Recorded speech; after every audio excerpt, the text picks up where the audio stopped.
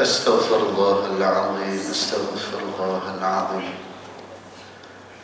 أستغفر الله العظيم الذي لا إله إلا هو الحي القيوم وأتوب إليه أستغفر الله العظيم الذي لا إله إلا هو الحي القيوم وأتوب إليه أستغفر الله العظيم الذي لا إله إلا هو الحي القيوم وأتوب إليه أشهد أن لا إله إلا الله وأشهد أن محمدا رسول الله إن الله وملائكته يصلون على النبي يا أيها الذين آمنوا صلوا عليه وسلموا تسليما اللهم صل على سيدنا محمد وعلى آل سيدنا محمد اللهم صل على سيدنا محمد وعلى آل سيدنا محمد اللهم صل على سيدنا محمد وعلى آل سيدنا محمد اللهم صل على سيدنا محمد وعلى آل سيدنا محمد اللهم صل على سيدنا محمد وعلى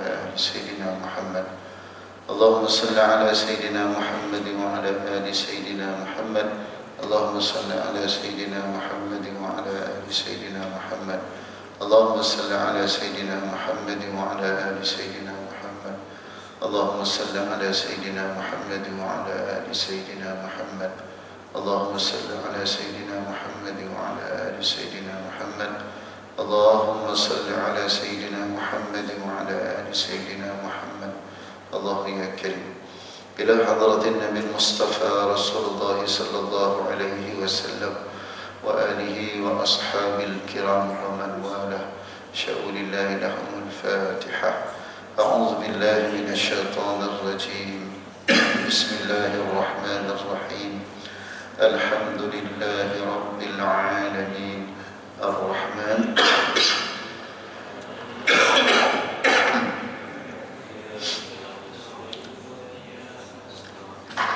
اهدنا الصراط المستقيم صراط الذين أنعمت عليهم غير المغضوب عليهم ولا الضالين آمين أعوذ بالله من الشيطان الرجيم بسم الله الرحمن الرحيم الحمد لله رب العالمين والصلاة والسلام على أشرف الأنبياء والمرسلين وعلى آله وصحبه أجمعين سبحانك لا علم لنا إلا ما علمتنا إنك أنت العليم الحكيم قال رب اشرح لي صدري ويسر لي أمري واحلل عقدة من لساني يفقه قولي يا فتاح يا عليم افتح قلوبنا فتوح العارفين جزا الله عنا سيدنا محمدا صلى الله عليه وسلم ما هو أهله اللهم حبب نبيك محمدا صلى الله عليه وسلم فينا رب أوزعني أن أشكر نعمتك التي أنعمت علي وعلى والدي وأن أعمل صالحا ترضاه وأصلح لي في ذريتي إني تبت إليك وإني من المسلمين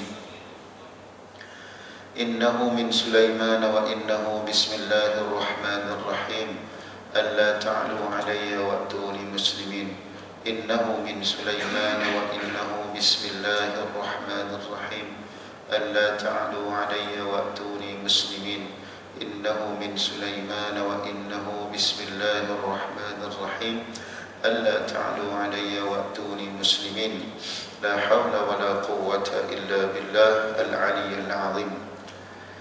Yang dimuliakan Tuan Imam, Tuan Bilal, Ahli Jawatan Kuasa Surau Al-Rawdah. Seterusnya kepada tuan-tuan guru, tuan-tuan haji, puan-puan hajah, muslimin, muslimat, para jemaah surau yang dimuliakan Allah Subhanahu wa taala. Assalamualaikum warahmatullahi wabarakatuh. Apa khabar semua, sihat? Alhamdulillah. Baik. Alhamdulillah, bersyukur kita kehadirat Allah Subhanahu wa taala dengan limpahan rahmat kasih sayang Allah Subhanahu wa taala. Kita masih lagi dapat bersama-sama pada malam ini untuk kita menunaikan tanggungjawab kita selaku hamba kepada Allah Subhanahu wa taala kita dapat salat secara berjamaah, kita dapat zikir secara berjamaah, dan kita dapat mengaminkan doa imam kita. Mudah-mudahan segala doa kita, segala amal ibadah kita, khususnya ibadah salat kita yang kita dah lakukan sebentar tadi, diterima oleh Allah Subhanahu wa taala, diangkat terus menuju kepada Allah Subhanahu wa taala tanpa ada cacat celanya, insya-Allah. Alhamdulillah, kita diberikan ruang waktu, kita tidak disibukkan dengan urusan-urusan keduniaan, sehingga kita dapat duduk dalam surau ini sementara menunggu pada waktu Isya. Allah berikan kelonggaran, Allah berikan kesempatan, Allah berikan taufik hidayah dan inayah kepada kita. Ya, mudah-mudahan dengan keikhlasan kita pada malam ini, Allah memberikan istiqamah kepada kita, Allah memberikan hidayahnya agar kita dapat melakukan, melaksanakan, mempraktikkan segala ilmu yang kita akan pelajari sebentar lagi, insya-Allah. Allahumma salli ala Sayyidina Muhammad. Ibu ayah, tuan-tuan, puan-puan yang dimuliakan Allah Subhanahu wa taala, kita masih lagi membincangkan tajuk di bawah tajuk 4 jenis racun hati. 4 jenis racun hati, dan kita dah bicarakan tajuk yang pertama, iaitu berlebihan dalam berbicara. Berlebihan dalam berbicara boleh merosakkan hati, boleh mematikan hati. Dan malam ini kita akan masuk tajuk yang seterusnya, iaitu yang kedua, berlebihan dalam memandang. Ya, berlebihan dalam memandang. Kalau tadi berlebihan dalam berbicara, berlebihan dalam berbicara, bercakap, bukan tak boleh bercakap, tetapi jangan berlebihan. Yang kedua, berlebihan dalam memandang, bukan tak boleh memandang, tapi jangan berlebihan. Kerana dengan berlebihan dalam memandang ini, khususnya memandang kepada perkara-perkara yang tidak dibenarkan di dalam Islam, dia akan mematikan hati, dia akan merosakkan hati kita, dia akan menggelapkan hati kita. Jadi kita kenapa kita kena jaga pandangan mata kita? Daripada pandangan mata jatuhnya ke hati. Bila jatuhnya ke hati, akan timbul dalam fikiran kita yang bermacam-macam, melihat kepada iman dan melihat kepada nafsu. Kalau nafsu kita kuat, maka hati kita akan mati. Kalau nafsu kita lemah, insya-Allah iman akan kuat, hati akan hidup. Baik, Allahumma salli ala Sayyiduna wa Maulana Muhammad. Berlebihan dalam memandang sesuatu boleh menimbulkan angan-angan indah dan boleh menggoreskan kenangan yang sukar dilupakan. Akhirnya akan merosakkan kesucian hati manusia.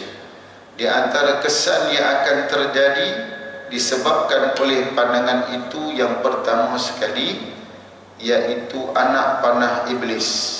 Pandangan itu merupakan anak panah iblis, sebagaimana yang disebutkan oleh baginda Rasul sallallahu alaihi wasallam, yang bermaksud pandangan adalah salah satu anak panah yang dimiliki iblis.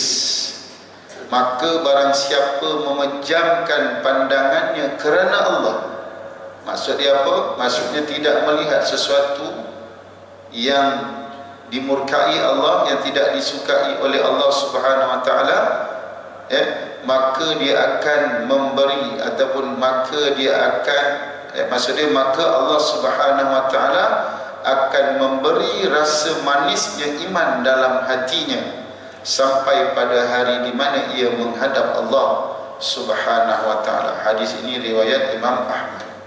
Masya-Allah, tabarakallah. Ya, Nabi SAW beritahu kepada kita bahawa pandangan mata ini adalah anak panah iblis. Anak panah iblis, salah satu anak panah iblis yang boleh merosakkan hati kita.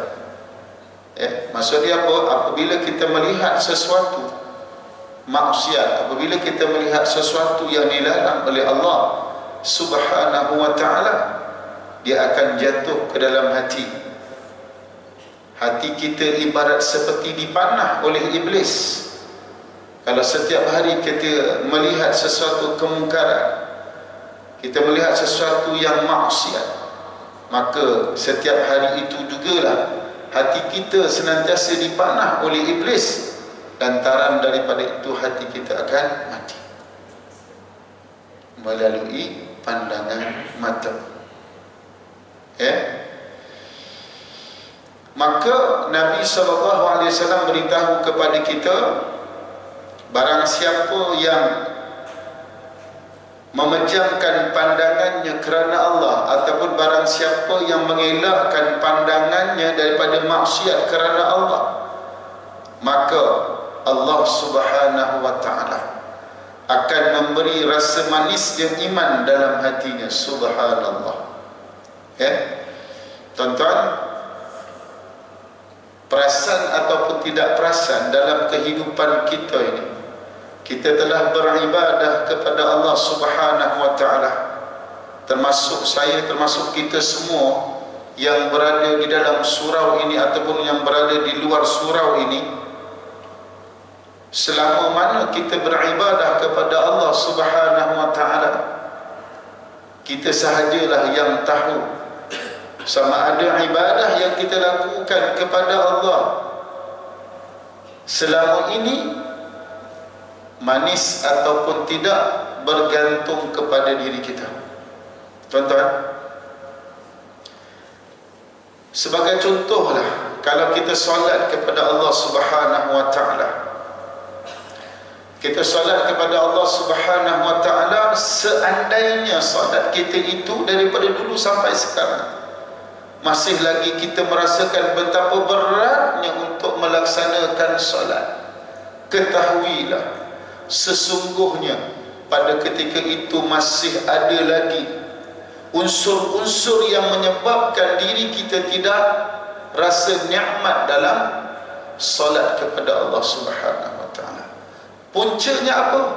Ni di dalam hadis Nabi SAW, puncanya adalah antara salah satunya kita tidak dapat mengawal mata kita daripada melihat sesuatu yang diharamkan oleh Allah Subhanahu wa ta'ala. Tuan, ibu ayah yang saya kasihi, cuba kita renung, cuba kita koreksi diri kita. Umur kita semakin hari semakin meningkat. Adakah rasa kemanisan kita beribadah kepada Allah semakin hari semakin meningkat? Semakin hari semakin kita rasa kemanisannya untuk beribadah kepada Allah. Semakin hari semakin seronok kita melaksanakan solat. Semakin hari semakin banyak kita mendirikan solat sunat. Semakin hari semakin banyak kita membaca Al-Quran. Semakin hari semakin banyak kita bersalawat, kita berzikir. Kerana apa? Kerana ada rasa kemanisan. Bahkan apabila kita tertinggal sesuatu ibadah yang kita rasa nikmat beribadah itu, kita merasa amat menyesal sekali. Subhanallah, Maha Suci Allah. Tuan-tuan ibu ayah yang dirahmati Allah, inilah di antara punca utama, yang menyebabkan mengapa ibadah kita yang kita laksanakan tidak ada rasa manis. Kenapa kita ibadah semakin hari semakin berat? Kenapa kita punya ibadah semakin hari? Kenapa aku masih malas? Kenapa Al-Quran itu tidak menjadi bacaan rutin harianku? Mengapa zikir-zikir aku semakin hari semakin malas? Last sekali kita meninggalkan segala amal ibadah. Sebaliknya, na'udzubillah min zalik.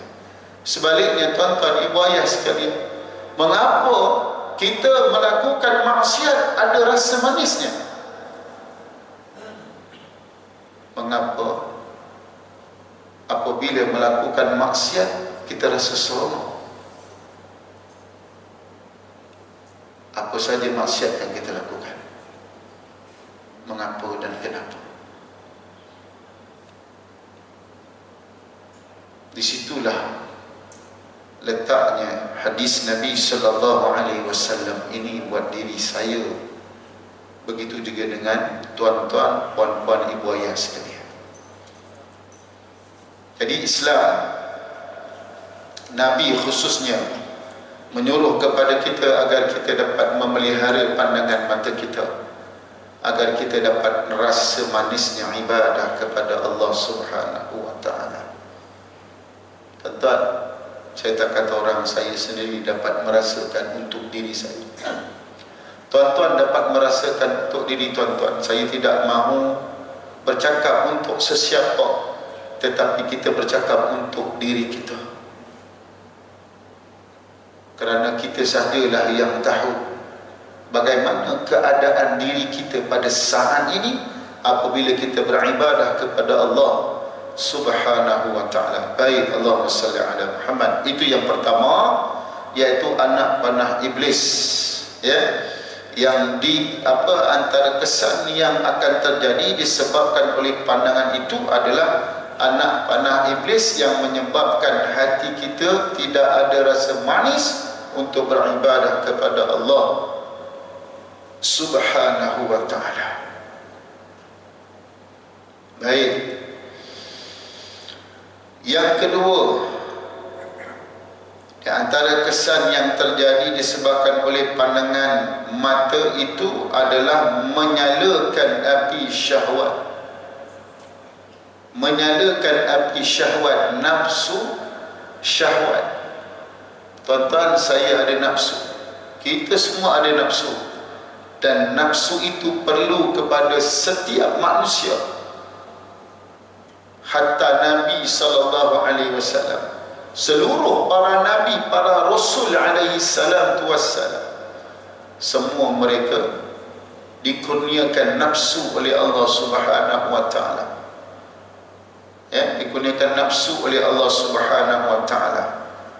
Cuma nafsu yang dikurniakan oleh Allah Subhanahu wa taala ini kita perlu kawal. Kita perlu jaga dia. Kita perlu kurung dia. Kita perlu minimizekan kegunaan dia. Kerana nafsu syahwat ini kalau kita biar dia lebih liar daripada kuda yang liar.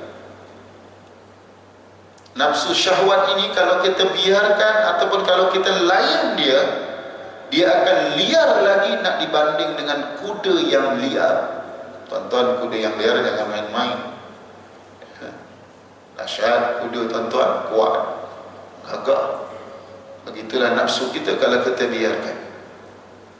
Ya, tak kira lah sama ada nafsu itu dimiliki oleh seorang kanak-kanak, oleh seorang dewasa remaja, maupun nafsu yang dimiliki oleh seorang yang sudah tua.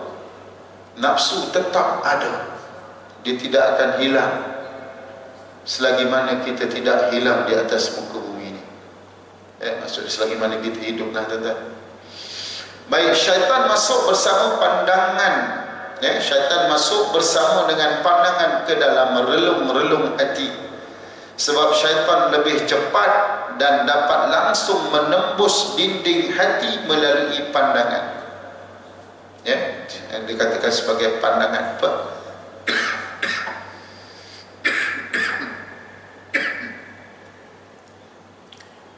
Allahumma salli ala Muhammad. Ya, pandangan itu anak panah iblis. Jadi dia masuk melalui pandangan mata kita, terus menembus ke dinding hati melalui pandangan. Secepat cahaya syaitan masuk ke dalam hati kita. Memandang sahaja masuk terus dalam hati, tuan-tuan. Ia bersemayam dalam kalbu untuk memberi corak tersendiri dari kesan yang ditangkapnya dan bertakhta di atas singgasana hati, tuan-tuan. Apabila kita melihat sesuatu yang diharamkan oleh Allah Subhanahu wa ta'ala, dia akan duduk dalam hati kita, dia akan bersemayam, bertakhta di dalam hati kita, asbab daripada kita melihat. Kemudian syaitan menjanjikan berbagai khayalan indah dan mempersonakan serta menyalakan api syahwat yang menuju kepada kemaksiatan, ya, kepada Allah Subhanahu wa taala. Masya-Allah, tabarakallah. Rentetan tuan-tuan daripada kita memandang maksiat, kita memandang sesuatu yang diharamkan oleh Allah Subhanahu wa taala, maka syaitan akan masuk ke dalam hati kita secepat cahaya. Dia masuk dan dia tidak akan keluar, tuan-tuan, selagi mana kita tidak mengeluarkan dia. Selagi mana mata kita memandang sesuatu yang diharamkan oleh Allah, maka makin banyaklah syaitan akan masuk dalam hati kita. Dia akan duduk dalam hati kita dan dia akan berbisik kepada apa? Dia akan berbisik dalam hati kita dengan sesuatu yang dapat merasakan keseronokan untuk diri kita. Dia akan menghasut hati kita, dia akan membawa fikiran kita kepada sesuatu yang boleh merosakkan diri kita. Senang ceritalah, tuan-tuan, kalau manusia ini melihat, kalau lelaki melihat wanita, kalau wanita melihat lelaki yang tidak menutup aurat lah contohnya, tuan-tuan, ya, yang tidak menutup aurat, yang mendedahkan aurat, yang agak ekstrim lah, saya nak cerita macam mana, tuan-tuan, ya, gambar-gambar yang tak baik lah, tuan-tuan, ataupun gambar-gambar porno lah, tuan-tuan. Tak kira lah lelaki ataupun perempuan, tuan-tuan. Zaman sekarang mudah sangat, terlalu mudah, tuan-tuan, sama ada melalui handphone ataupun melalui TV, ya, melalui laptop dan sebagainya. Selagi mana ada capaian internet, semua boleh dapat dilihat, tuan-tuan. Zaman sekarang ni, tuan-tuan, macam-macam. Kita tak terlepas, anak-anak kita tak terlepas, cucu-cucu kita tak terlepas. Apabila kita melihat sesuatu yang haram, tuan-tuan, dia takkan boleh berhenti setakat di situ sahaja. Dia akan ada episod demi episod. Kalau kita tidak dapat mengawal nafsu kita, tuan-tuan, dia akan terus menerus berada dalam diri kita. Saya tak tahu saya pernah cerita ataupun tak, tuan-tuan, dekat sini. Apabila, tuan-tuan, saya duduk minum dekat sebuah kedai, tuan-tuan, kebetulan ada sekelompok orang yang sudah berusia, tuan-tuan, umur sekitar 60 hingga ke 70 tahun. 60 hingga ke 70 tahun, tuan-tuan. Saya pun heran, kenapalah orang tua ni duk gelak-gelak, tuan-tuan. Ya, saya duduk kat meja ni dengan ada seorang pakcik ni. Dekat meja sini ada dalam 3-4 orang, tuan-tuan. Lepas tu ada seorang pakcik yang sedang berdiri. Ya, orang ni gelak-gelak. Saya pun tak tahu kenapa dia gelak-gelak. Tiba-tiba seorang pakcik yang berusia 60 hingga 70 tahun, tuan-tuan, dia angkat handphone dia, tuan-tuan, ditunjuk kepada seorang pakcik yang berdiri tu. Dia tunjuk, tuan-tuan. Saya nampak, tuan-tuan. Saya nampak. Dia tunjuk. Lepas tu dalam keadaan dia tunjuk, dia gelak, tuan-tuan. Dia gelak. Tuan-tuan nak tahu gambar apa, tuan-tuan?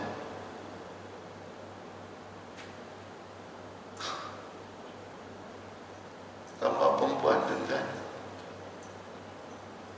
Gambar perempuan yang tidak senonoh.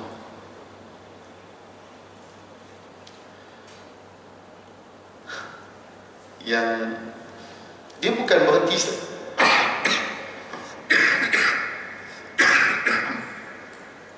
sembang orang berpengalaman ni lain, tuan-tuan. Sembang orang berpengalaman ni lain, tuan-tuan, tahu ya? Dia bukan hanya sekadar tunjuk. Dia boleh cakap tapi saya tak nak cakap, tuan-tuan. Dia tak senonoh sikit, tapi saya diam, tuan-tuan, nak kata macam mana. Saya cuma sedih, tuan-tuan, tahu ya? Sedih. Dalam usia yang sedemikian sebenarnya,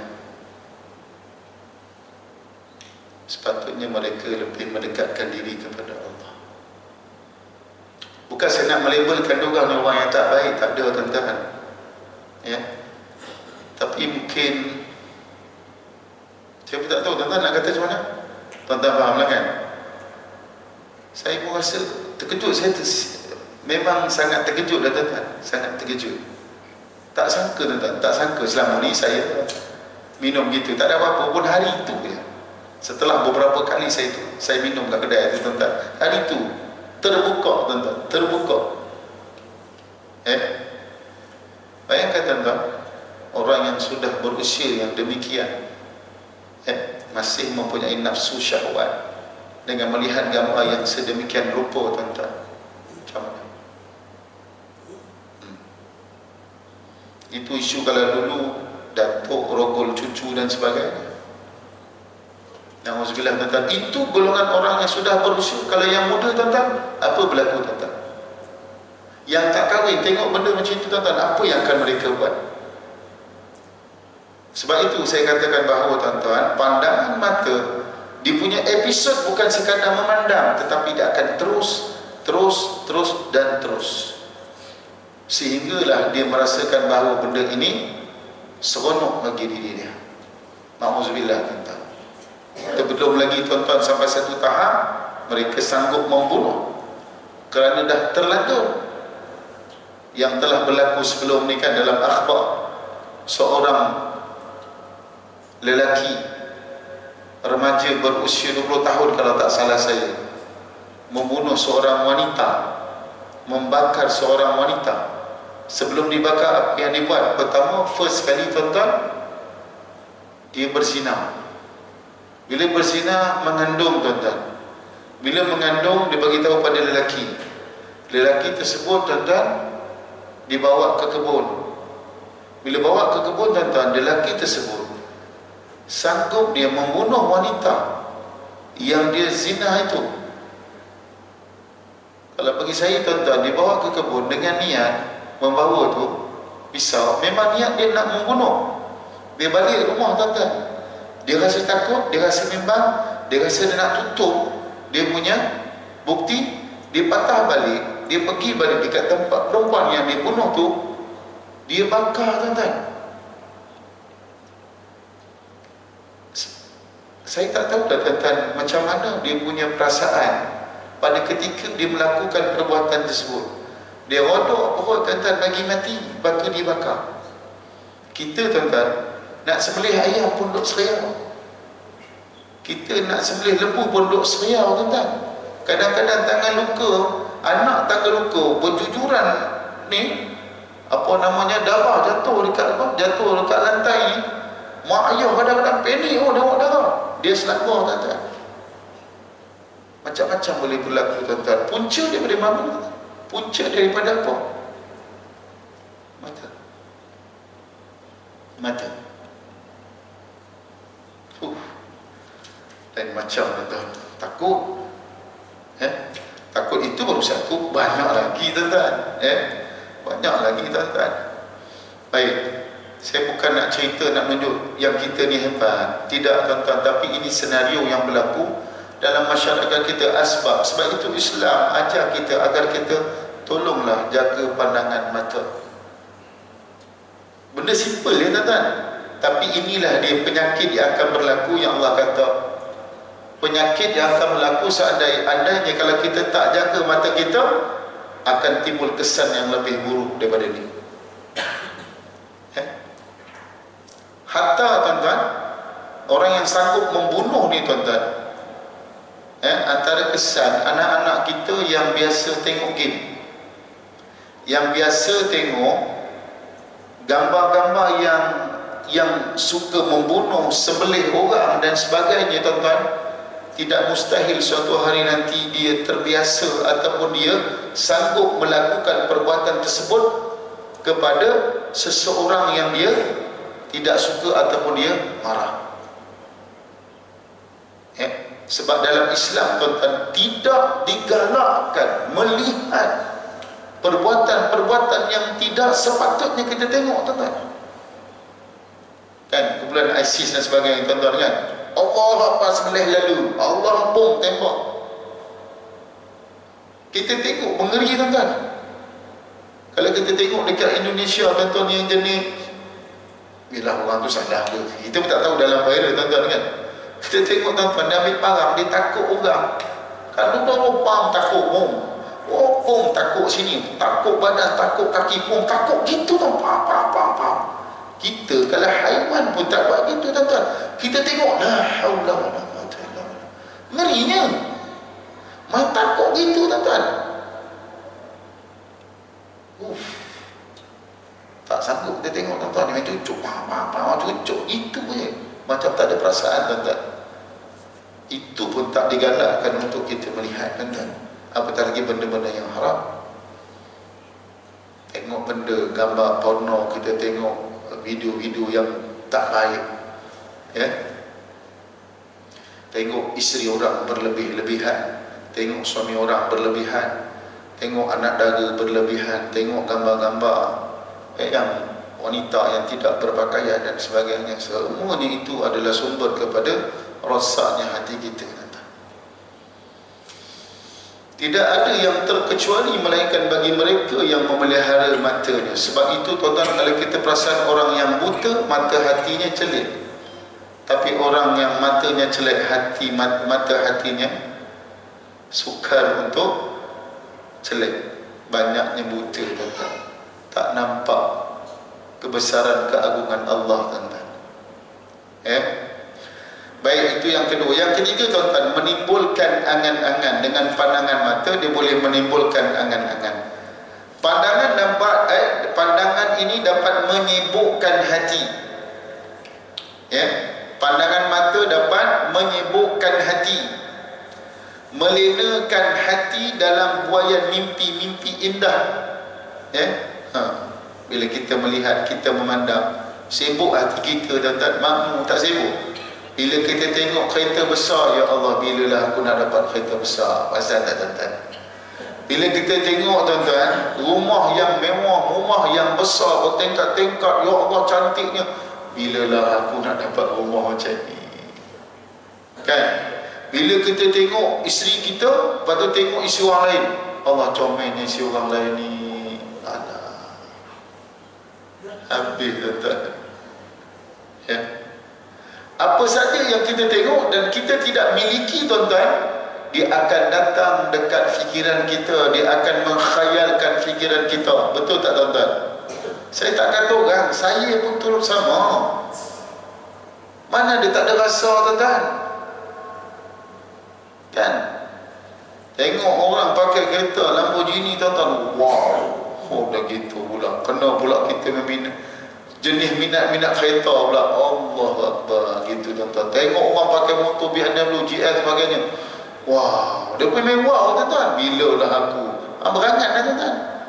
Lain berangan macam ni tuan-tuan, nak jatuh pokok mati tak ada apa. Kan?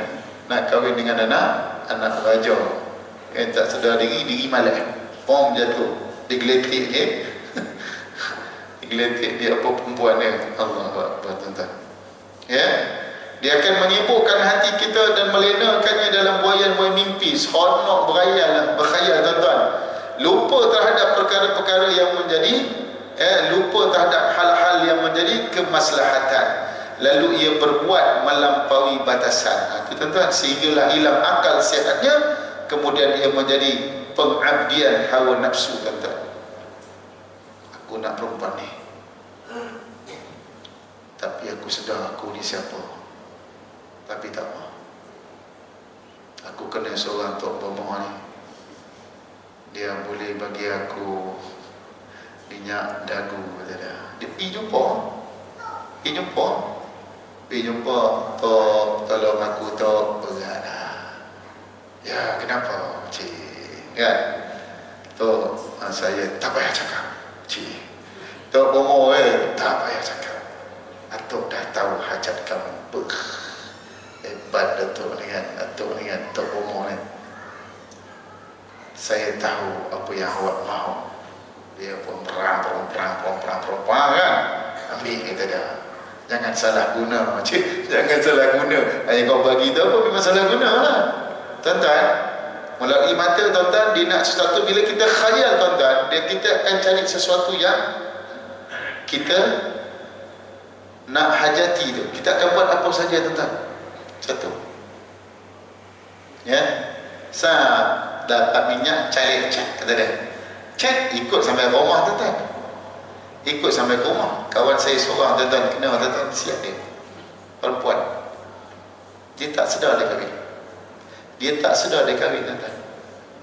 Kesian. Rupa-rupa dia kena ayat dah. La haula wala quwwata illa billah. Kesian, perempuan tu baik sangat. Sangat baik. Tapi Allah takdirkan dia begitu. Sebab itu kadang-kadang kita tuan-tuan dengan anak-anak ni, kita kena bagi juga anak-anak kita ni ilmu-ilmu ataupun bacaan-bacaan yang boleh melindungi mereka daripada fitnah mata-mata orang yang nak buat jahat dengan kita tuan-tuan. Bacalah 3 kul, minta anak-anak amal tuan-tuan. Baik laki, baik perempuan tuan-tuan. Laki pun ada tuan-tuan, bukan perempuan ya. Ada perempuan minat laki tuan-tuan. Jangan main-main. Ya. Jiran kampung saya, jiran mak bapak saya atas. Yang perempuan tu sebaya saya. Dia kahwin hari tu tuan-tuan, malam tu cerai. Kahwin malam tu cerai tuan-tuan. Dia pun tak faham tuan-tuan. Suami dia tengok isteri dia panas, nak marah. Apa hal ni? Padahal baru lepas kahwin. Dia pun yang kawan saya tu, yang perempuan sebaya dengan saya tuan-tuan, tengok laki dia pun panas. Dah kenapa ni? Kena ilmu pemisah. Rupa-rupanya apa tuan-tuan? Perempuan tu minat lelaki. Perempuan tu, ada perempuan lain minat lelaki yang kahwin dengan kawan saya tuan-tuan. Habis. Cerai malam tu tuan-tuan. Apa kita dah? Kenapa tuan-tuan? Sebab pandangan mata. Belum lagi tengok tuan-tuan, kita tengok kemewahan macam-macam. Bagaimana cara cepat sekali untuk dapat kemewahan.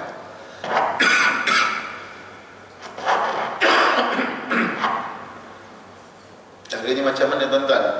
Ada orang mengambil cara yang pertama sekali dengan menipu. Yang kedua dengan mencuri. Dapat duit sebagainya. Dia bolehlah beli apa yang dia nak. Yang ketiga dengan cara politik. Ada juga orang menggunakan politik untuk meraih keuntungan peribadi, bukan untuk rakyat. Ada macam-macam cara tuan-tuan. Semua melalui pandangan. Kalau orang buta tuan-tuan ada keinginan gitu? Tak ada. Tak ada tuan-tuan, tak nampak. Dia tak nampak rumah, dia tak nampak kereta, tak nampak perempuan, dia tak nampak apa yang ada di hadapan dia. So keinginan dia terjaga. Sebab itu mata hati dia nampak yang baik-baik. Allah Subhanahu wa ta'ala berfirman, janganlah kamu mengikuti orang yang hatinya telah kami lalaikan dari mengingatkan kami serta menurut hawa nafsunya, dan adalah keadaannya itu melampaui batas. Tengok Allah Subhanahu wa ta'ala tuan-tuan bagi tahu kepada kita. Jelas Allah bagi tahu kepada kita dalam surah Kahfi ayat 28. Jangan kamu turuti, jangan kamu ikut orang yang hatinya telah kami matikan, ya, yang telah kami lalaikan daripada mengingati Allah Subhanahu wa ta'ala. Tuan-tuan, kalau kita ada kawan yang memang kawan kita ni semayang pun tak tuan-tuan, dia baca Quran pun tak, zikir pun tak, setiap hari tuan-tuan kerja dia fikir duit. Tuan-tuan, Allah kata apa? Janganlah kamu ikuti orang yang hatinya telah kami lalaikan daripada mengingati kami, serta mengikut hawa nafsunya. Allah bagi pesan tuan-tuan. Kerana apa? Kalau kita ikut dia tuan-tuan, kita juga akan turut dilalaikan oleh Allah Subhanahu wa ta'ala. Ya, sebab apa tuan-tuan? Sebab daripada mata. Hati kita akan jadi lalai, hati kita akan lebih pada berangan-angan. Baik tuan-tuan, kita berikan laluan azan insya-Allah seketika insya-Allah. Bismillah.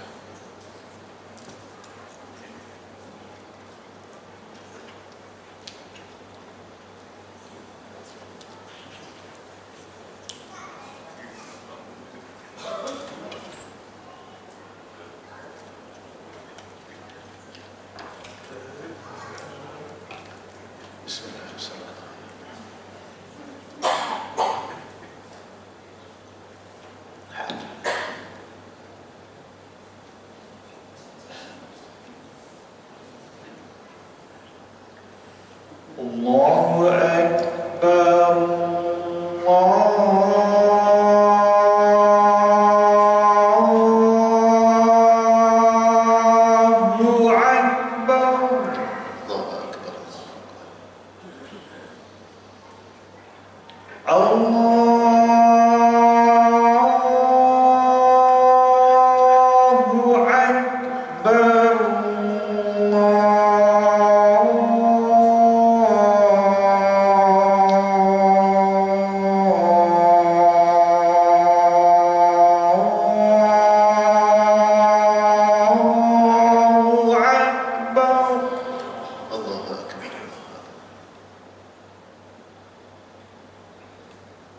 Asyhadu an la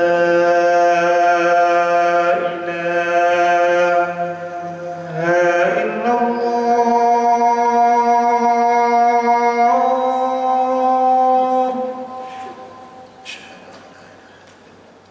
Asyhadu an la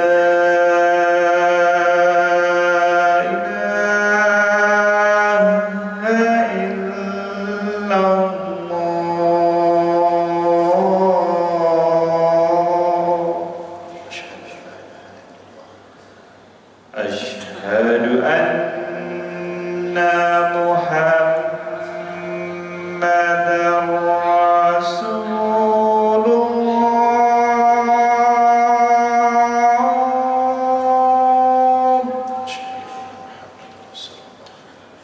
Asyhadu anna Muhammadar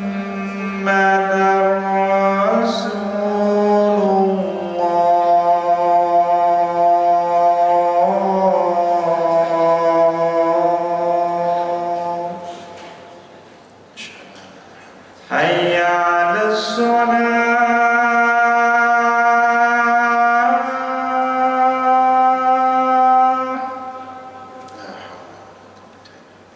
Hayya 'alas shalah.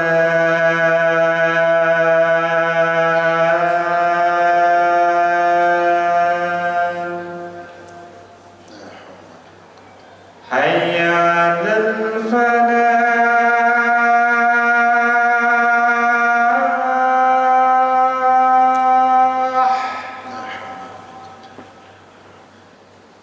Hayya 'alal falah.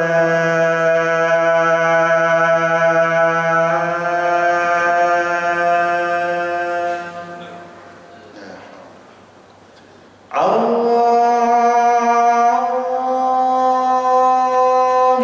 Akbar, Allahu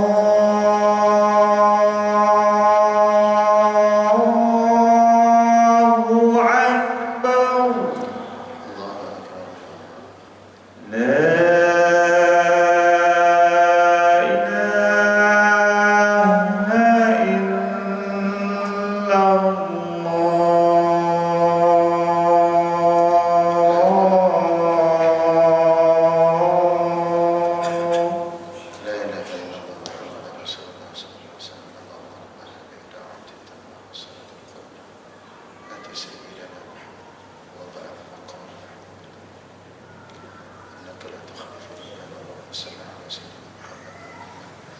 Baik tuan-tuan, izinkan saya untuk teruskan lagi ya. Telah berkata para tabib hati, di antara mata dan hati ada jalan tembus sebagai penghubung antara mata dan hati. Ada jalan yang untuk tembus ke hati, mata ke hati. Ada jalan yang menembus, ya.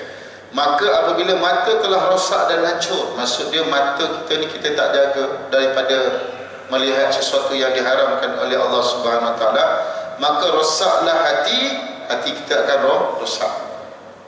Dan akhirnya ia sebagai keranjang sampah untuk tempat kotoran dan barang-barang najis lainnya.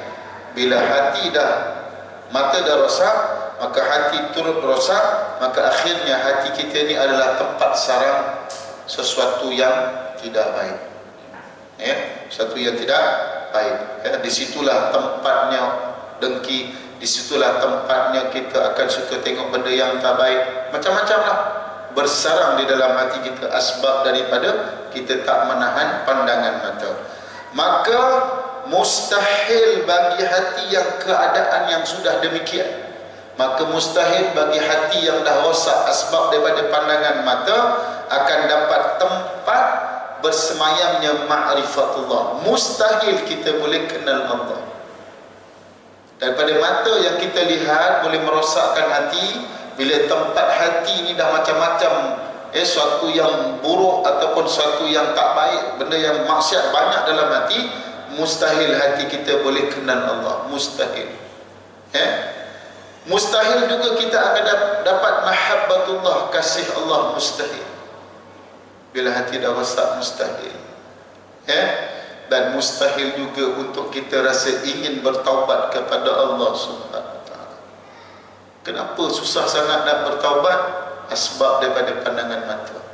Kenapa aku susah sangat nak rasa cinta kepada Allah?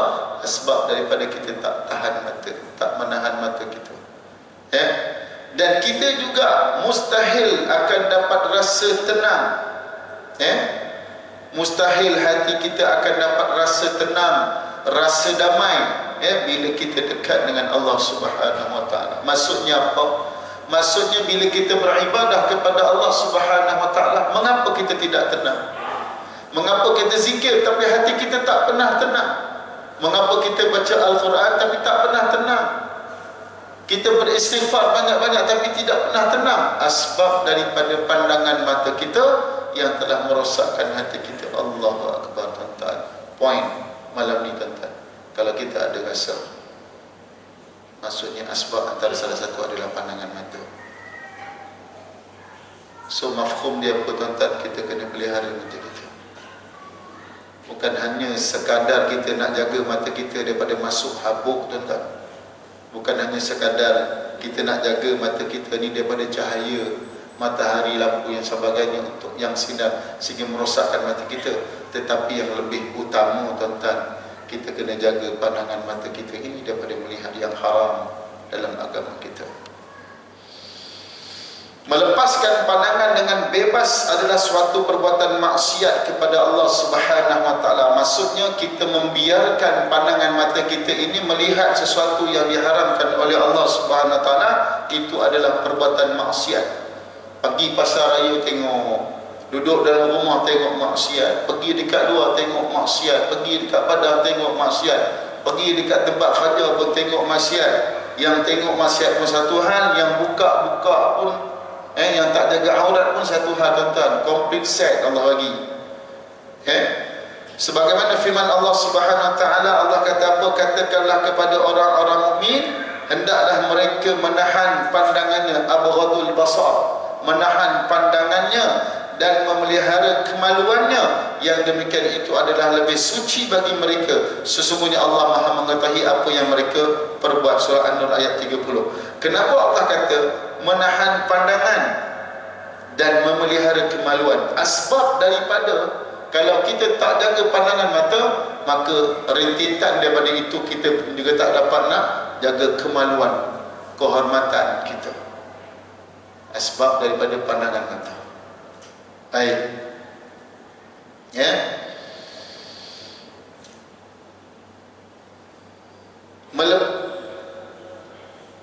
Melepaskan pandangan juga menyebabkan hati diliputi oleh kegelapan. Maksudnya kalau kita tak menahan mata kita ini daripada melihat maksiat, hati kita akan gelap. Hati akan diliputi oleh kegelapan. Maksud dia payahlah nak dapat hidayah Allah Subhanahu wa ta'ala. Sebaliknya, ketika kita menahan pandangan kerana Allah Subhanahu wa ta'ala, akan menyebabkan hati kita diselimuti dengan cahaya daripada Allah Subhanahu wa ta'ala. Hati yang penting, tuan-tuan. Kalau kita jaga pandangan mata, tuan-tuan, hati kita ni akan cerah, hati kita akan suci, tuan-tuan. Hati kita ni akan bersih, hati kita ni akan ringan daripada untuk melakukan ibadah kepada Allah Subhanahu wa ta'ala. Dan apabila hati kita telah bersih bersinar oleh cahaya Allah, maka akan timbul berbagai kebaikan dari segala penjuru. Tengok asbab, tuan-tuan. Kalau hati kita dah bersinar sebab maksiat tak ada, tuan-tuan, ya, maka kebaikan akan timbul daripada hati kita ni dari berbagai penjuru, tuan-tuan. Kita takkan mudah untuk dengki mendengki, iri hati. Kita tak suka nak khianat orang lain, kita tak suka nak khianat jiran kita, kita tak suka nak kata adik-beradik, kita tak suka nak kata ejeki surau, kita tak suka nak kutuk orang, nak kutuk sendiri. Sebab apa, tuan-tuan? Hati kita bersih, hati kita bersinar. Asbab daripada kita menahan pandangan mata kita daripada maksiat. Sebaliknya, bila ia telah kelam, maka di depannya telah menghadap berbagai awan petaka dan kegelapan dari segala penjuru punya pula. Ya? Kalau kita tak jaga hati, habis gelap, tuan-tuan. Jadi melepaskan pandangan juga akan membutakan hati. Ingat, tuan-tuan, kalau kita melihat satu benda yang tak baik, dia akan menjadikan hati kita ini buta dan tidak dapat membezakan di antara yang hak dengan yang batil. Bila hati dah buta, tuan-tuan, yang haram pun sapu, yang haram pun dia sapu. Dia dah tak dapat nak membezakan mana yang baik, mana yang buruk. Asbab daripada hati, tuan-tuan. Asbab daripada hati. Perbuatan sunnah dan bid'ah pun dia dah tak boleh nak buat, tuan-tuan. Sedangkan menahan pandangan kerana Allah akan menjadikannya mendapat firasat kebenaran sehingga mampu membezakan segala sesuatu. Masya Allah, tuan-tuan. Ya, kalau hati kita bersih, bersinar, tuan-tuan, kita akan ada firasat yang baik. Ya, sebab hati kita bersih. Sebab tu orang hati bersih, tuan-tuan, Allah kadang-kadang Allah kurniakan dia apa, tuan-tuan? Ilmu laduni, ilmu kasyaf, tuan-tuan. Ilmu laduni, ilmu kasyaf. Ilmu ni adalah ilmu yang bukan dituntut tapi dia anugerah. Ilmu ni bukan kita cari tetapi dia anugerah, tuan-tuan. Sebab apa, tuan-tuan? Sebab hati dia bersih, hati dia bersinar, tuan-tuan. Bila hati bersinar, dia dapat ilmu laduni, ilmu kasyaf, tuan-tuan. Dia boleh nampak, tuan-tuan. Dia boleh nampak, dia boleh tahu perbuatan orang sebagainya. Tapi orang yang kasyaf, orang ada ilmu laduni, tuan-tuan, dia tidak akan cakap sesuatu yang buruk yang ada pada diri orang pada orang lain. Dia akan gunakan ilmunya itu semata-mata untuk memberikan nasihat pada orang tersebut agar menjadi orang yang lebih baik, insya-Allah. Seorang saleh mengatakan, barang siapa memakmurkan lahiriahnya dengan mengikuti sunnah dan batinnya dengan muraqabah, yakni penguasaan untuk tidak berbuat haram, menahan pandangannya dari perkara larangan, mencegah dirinya dari perkara syubhat dan makan makanan yang halal, maka firasatnya tidak akan salah. Firasatnya tidak akan salah. Barang siapa menahan pandangan lahiriahnya dari larangan-larangan Allah, maka dia akan memancarkan cahaya bagi basirahnya, yakni pandangan batinnya, tuan-tuan. Sebab itu para guru tasawuf, tuan-tuan, guru-guru tarikat ni, tuan-tuan, mata batinnya begitu tajam. Dia boleh tahu, tuan-tuan, dia duduk kat rumah anak murid ni buat mana-mana, dia tahu, tuan-tuan. Sebab dia boleh kontak dalam rohani, tuan-tuan. Ini satu yang Allah Subhanahu wa taala anugerahkan kepada orang-orang yang Allah kehendaki, tuan-tuan. Tapi kita sebagai akidah ahli sunnah wal jamaah, tuan-tuan, perlu berusaha untuk kita senantiasa memelihara mata kita ini, ya, daripada ataupun menahan mata kita ini daripada melihat satu yang diharapkan oleh Allah Subhanahu wa taala, ya, agar hati kita juga turut bersih, tuan-tuan, insya-Allah. Jadi, tuan-tuan, hanya sekadar itulah yang boleh saya sampaikan malam ni. Ya, mudah-mudahan saya sendiri juga, tuan-tuan, dapat hidayah daripada Allah, dapat kekuatan daripada Allah, ya, untuk kita sama-sama, tuan-tuan, ya, dapat memelihara pandangan mata kita ini. Mudah-mudahan setiap hati saya, ya, keluarga saya, anak-anak saya, begitu juga dengan tuan-tuan sekalian, ya, hati kita senantiasa rindu untuk selalu beribadah kepada Allah. Ya, sebab rasa rindu itu asbab juga daripada kita menahan mata daripada melihat yang diharamkan oleh Allah Subhanahu wa taala. Sekadar itu saja, tuan-tuan. Mohon maaf banyak-banyak. Ya, mohon doakan saya, keluarga saya, ya, kita sama-sama lah berdoa agar kita semua masuk dalam syurga Allah dan kisah, insya-Allah. Yang baik daripada Allah, yang kurang yang lemah daripada diri saya sendiri, kita tutup dengan tasbih kafarah dan salatul asr. Subhanakallahumma wa bihamdika asyhadu an la ilaha illa anta astaghfiruka wa atubu ilaik. Bismillahirrahmanirrahim. Al-'asr innal insana lafi khusr illa alladhina amanu wa 'amilus shalihat wa tawassaw bil haqqi wa tawassaw bis sabr. Mohon maaf tuan-tuan lebih masuk panjang sikit ini. Wabillahi taufiq wal hidayah. Assalamualaikum warahmatullahi wabarakatuh.